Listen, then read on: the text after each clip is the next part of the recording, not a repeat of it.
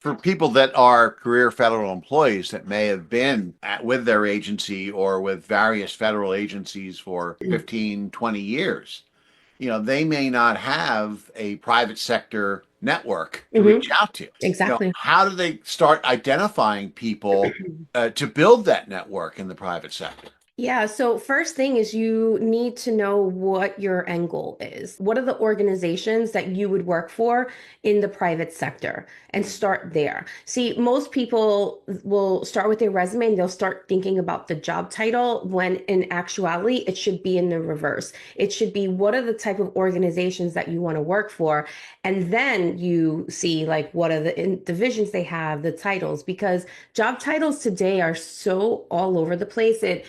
In the private sector, I mean, you can have a chief happiness officer, which is the same thing as an HR manager. To stick with just an HR manager role, let's say, for example, you might be losing out on opportunities or not realizing that you have the skills for other titles that you haven't even considered. So, rule of thumb is definitely start with the type of companies you would want to work for, the industries that you want to be in, because the best resumes are written towards a specific industry, not necessarily towards a specific role, because job titles can vary when you go from one company to another.